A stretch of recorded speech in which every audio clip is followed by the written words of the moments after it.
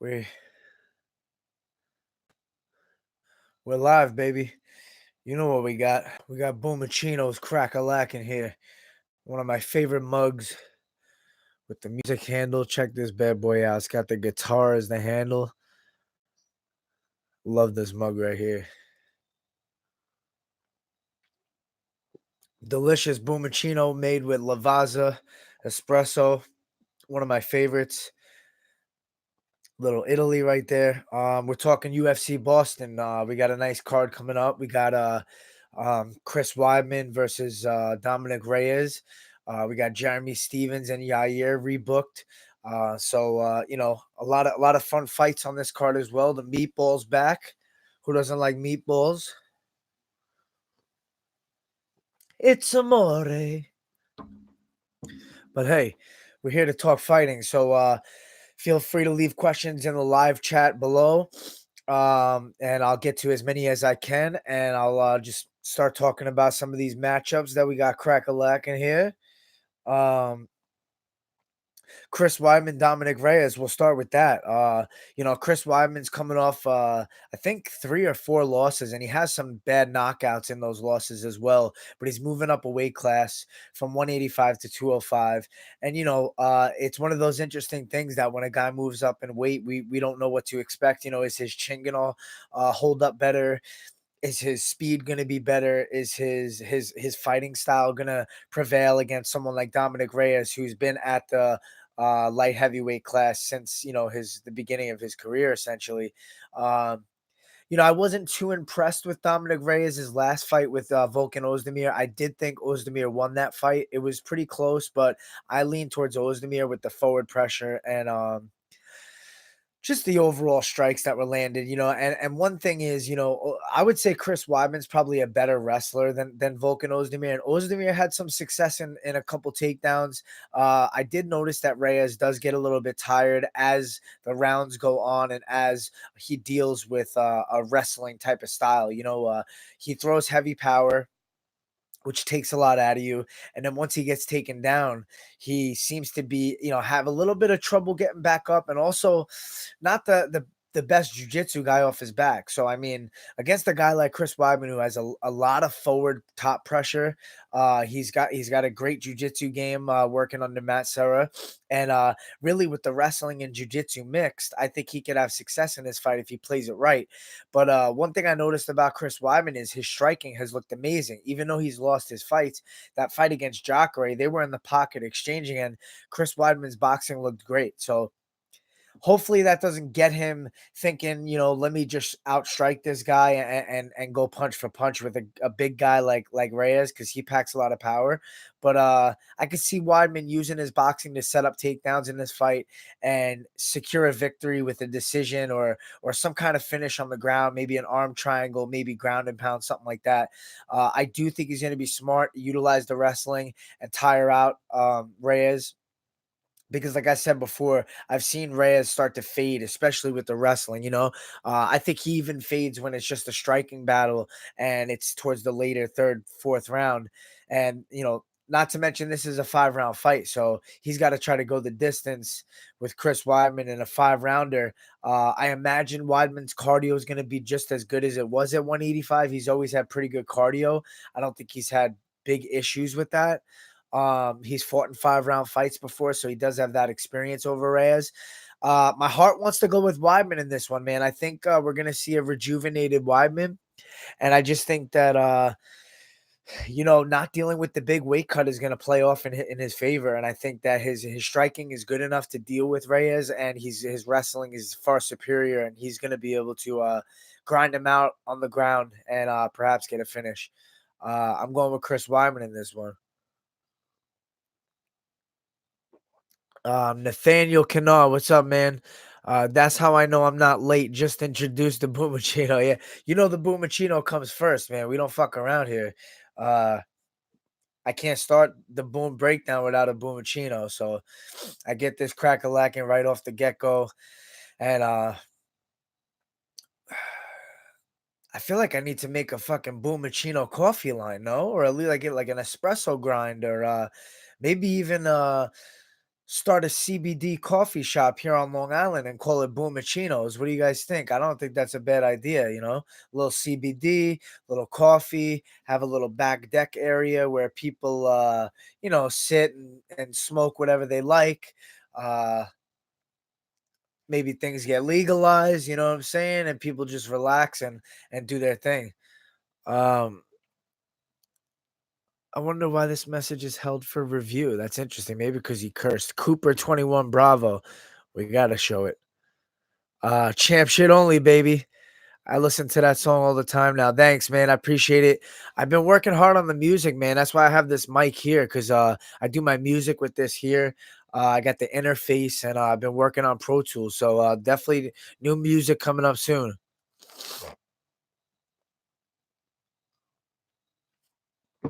In the co-main event, I believe, yeah, Yair, Jeremy Stevens. This is the rematch, man. I'll be honest. This is like the people's main event right here. I feel like this is the most talked about fight um, on this card because of what happened in New Mexico. And by the way, guys, let me know that I sound good and that this mic is going crystal clear here because I don't want any problems with that because I know we're live. So just give me the thumbs up on that real quick if you can, or some feedback. But yeah, Yair Rodriguez, he landed 3 kicks, 3 solid kicks in like 10, 15 seconds for as long as that fight lasted. And I'll say this, I think that Jeremy Stevens felt the threat. I saw Yair's open workout. The guy looks crisp, man. The way he's doing these jump snap kicks and spinning jump kicks, he just does it with fluidity. And his last fight against Korean Zombie was just a display of a guy who's clearly evolving. He's creative. Whoever his coaches are, they're doing a great job with allowing him to be himself.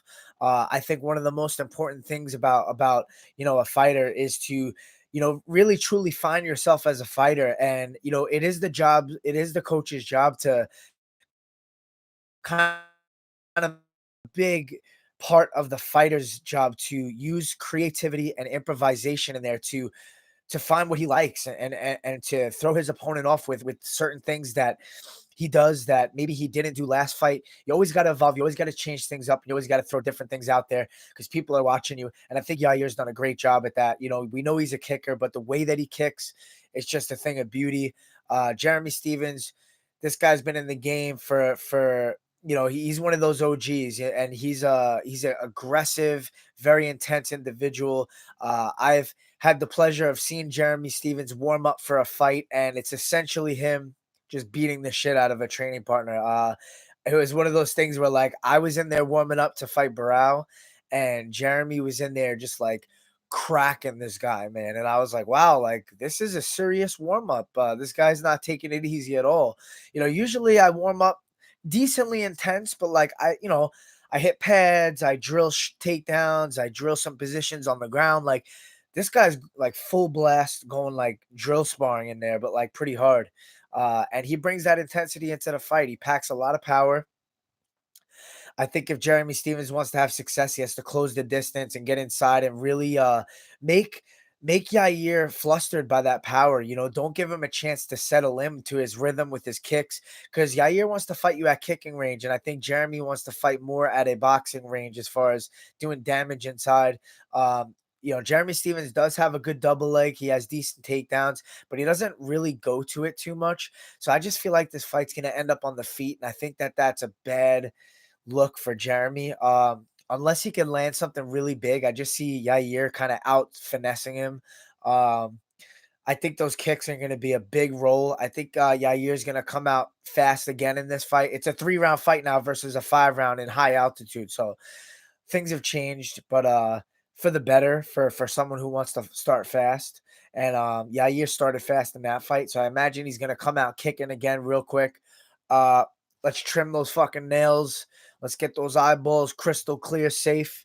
I don't want to see no accidental stoppages in this fight. That would be devastating. So, yeah, Nathaniel, I got Yair inside the distance too. That's what I think. I think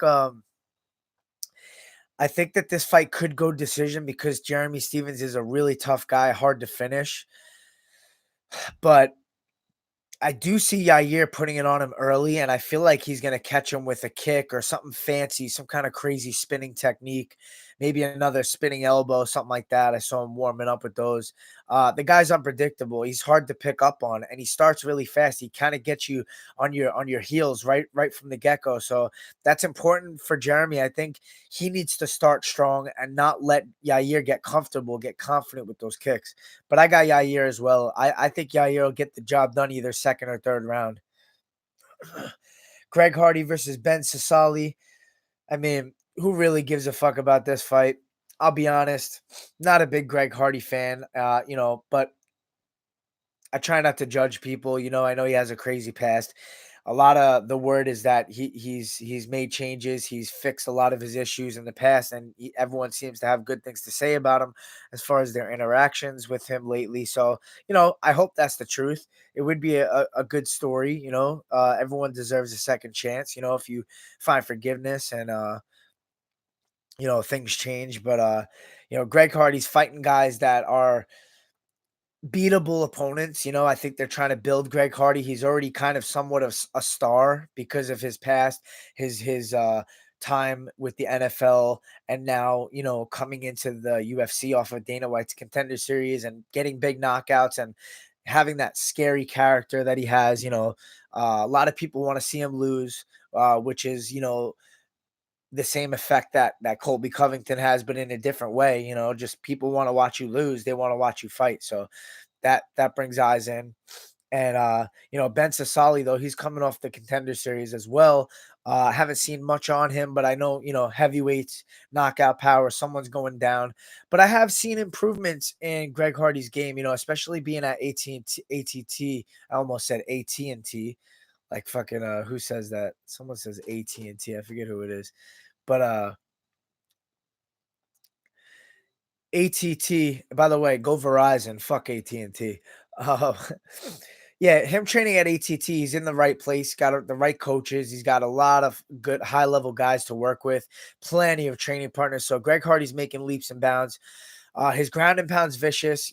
I think he just needs to show a little bit more patience in there, and not just go for the kill right away, which I think I've seen. He's slowed it down a little bit, but he still goes in for the kill. You need that killer instinct, and at heavyweight, it's really who touches who first. Um, Assassin MMA. Speaking of Greg Hardy, do you think he's a top 15 heavyweight considering the division is pretty weak? You know what? As far as skill level and experience, I wouldn't say that, but if he gets a couple of serious wins after this fight, if this fight's impressive and he gets, a named opponent in the top 15, then we got to give him, his credit where it's due. So I'd like to see him fight someone first in the top 10 to 15, and then we could kind of gauge where he's at as of now. But right now, they're giving him guys that are either not at the level of a UFC guy or, a guy with very little experience, which is no shame in that because he doesn't have a lot of experience himself. So they got to kind of build him slow. And I see that that's what they're doing, and that's business for you. So I like to see him fight someone of a name, someone who we know has been in there with other high level guys, and then then we'll kind of gauge where he's at. We got Joe Lauzon fighting in Boston, a hometown guy against Jonathan Pierce.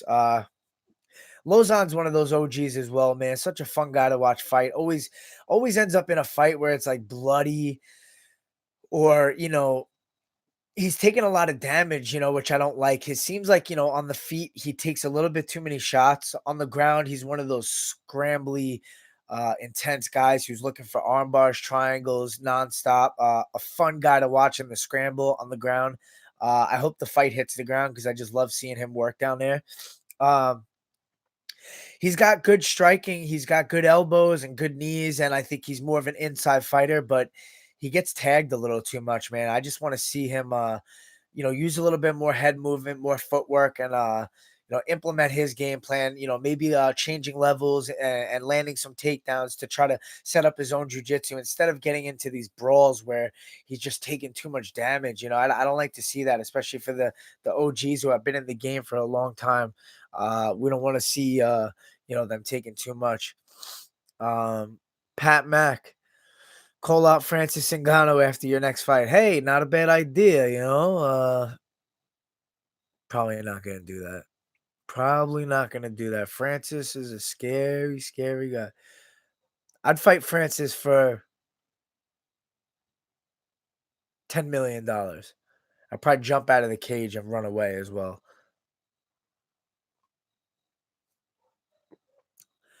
Bull Roar MMA podcast. Love Joe, but want him to retire after this fight. Yeah, I mean, it could be his last fight, and if it is, hey, Boston's the place to do it. The guy deserves it. He's been in the game forever. I just like I say, he's taking so much damage. Hopefully he gets a good slick jujitsu win. A slick submission, quick in the first round, and we get him out of here. The glory days, and get him out on a win, feeling good. And I'm gonna go with Joe Lauzon by submission just to fucking rep Boston real quick. Macy Barber, Jillian Robertson. This is a great fight for the women's flyweight division. We're going to really see who's going to pull ahead in this. Jillian Robertson had a great performance her last fight out with a submission victory. She's an aggressive fighter. Macy Barber's big for the weight class. She's strong. She's stocky. It seems like she's able to impose her will against these girls. She has a strong grappling ability.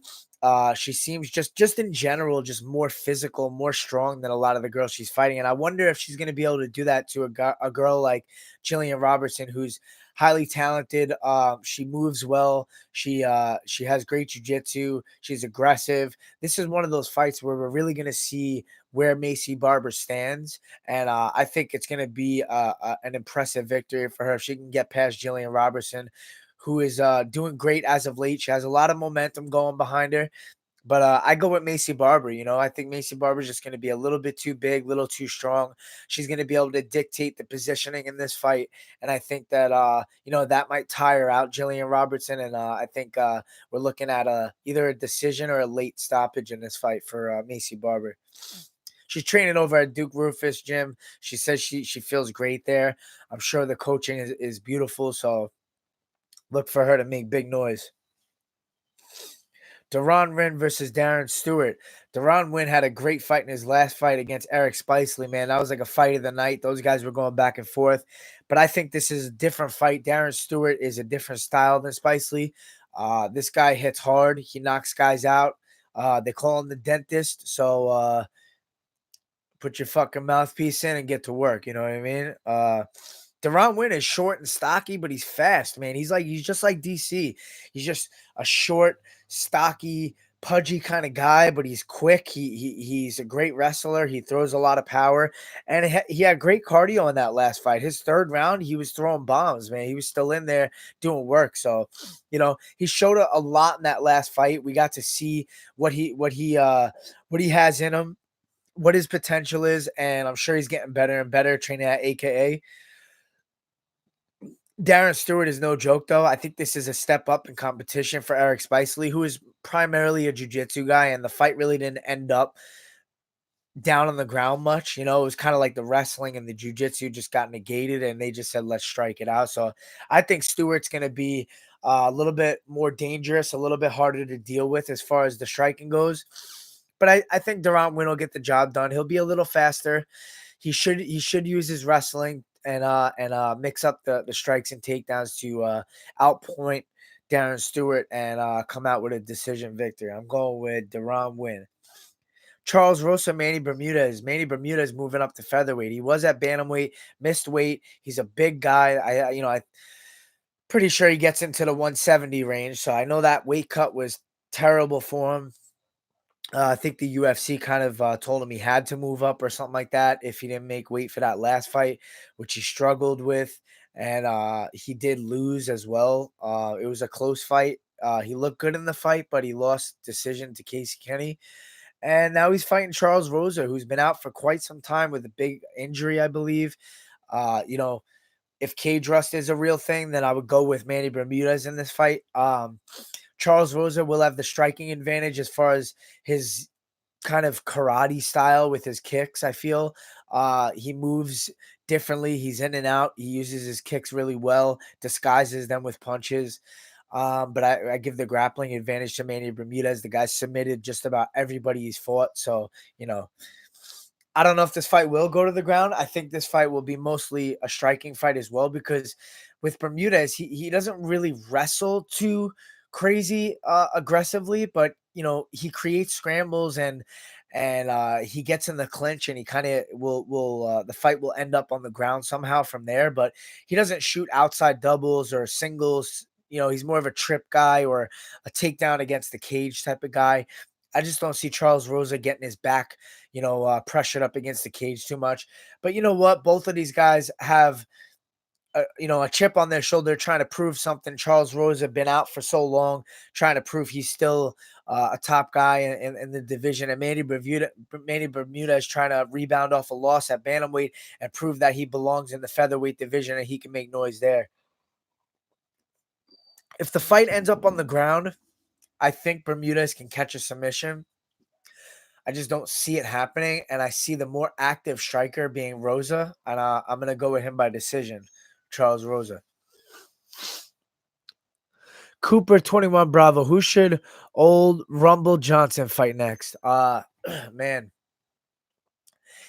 him coming back. I think he's coming back heavyweight, but he did mention light heavyweight. If he comes back to light heavyweight, we got to see a John Jones fight. I don't know if they'll give it to him right away, but with DC retiring soon, you know, we could see him fight Stipe. We could see him fight Francis Ngannou. That Francis Ngannou is the fucking craziest fight. Those two, that kind of power, both of those two guys in there, that's craziness. I'd like to see that. That would be nuts. Um, you should rap after your next fight. Yeah, that's what I'm saying, man. Either I should have a little verse prepared, or I'm gonna make some entrance music and walk out to my own entrance music. That would be kind of cool as well. I think that's a great idea. Let's see.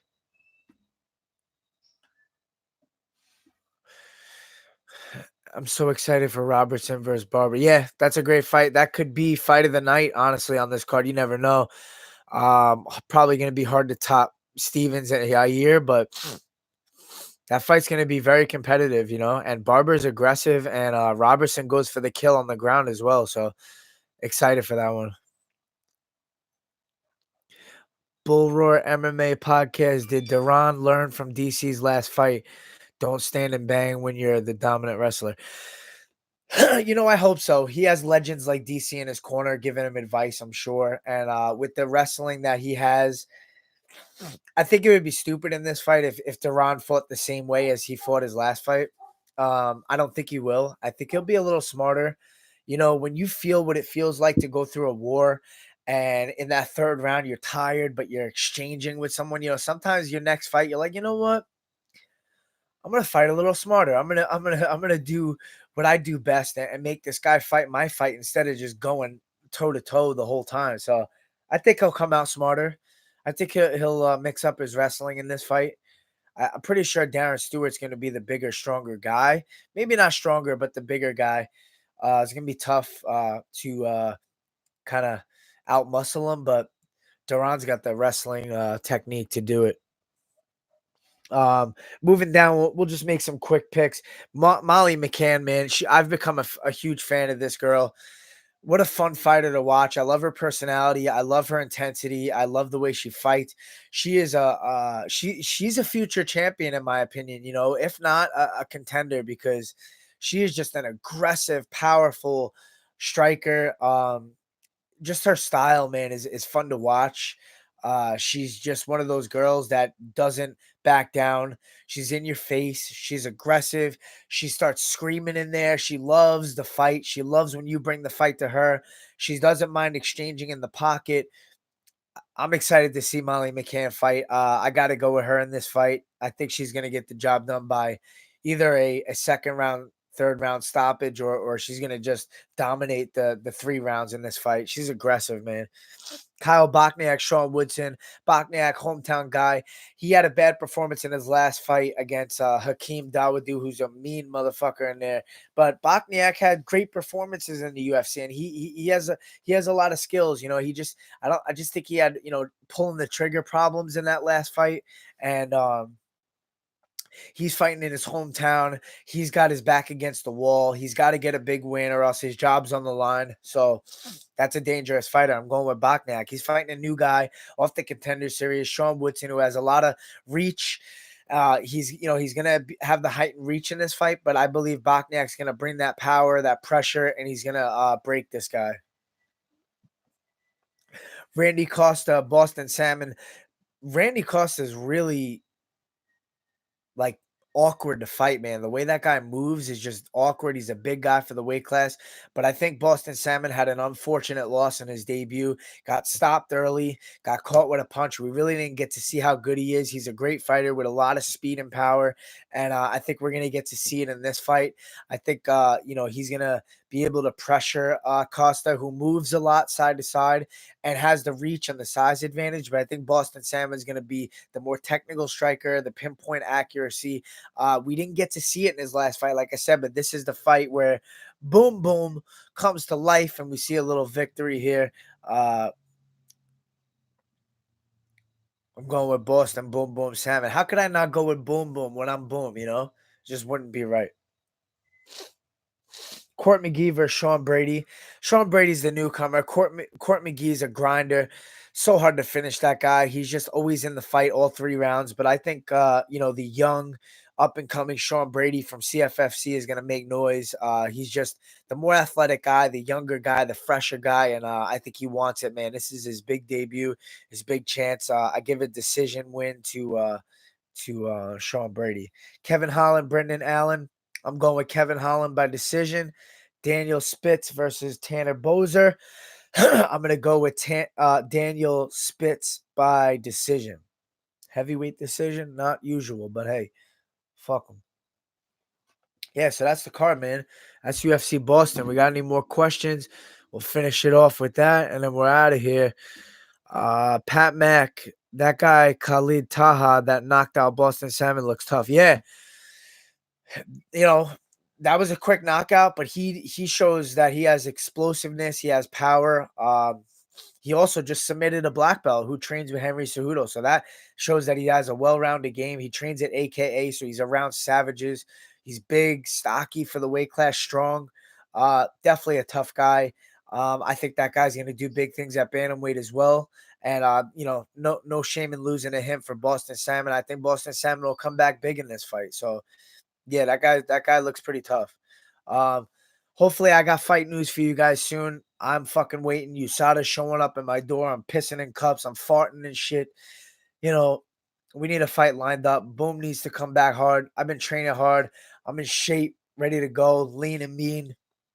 Um, well, stay tuned. If you guys could give me a thumbs up, I'd appreciate it. If you subscribe to the channel, that'd be great. Follow me on Instagram, Twitter, Brian Boom 135. We got new music in the works. We got more Boom breakdowns and post shows and all that good shit. So thanks. Boom.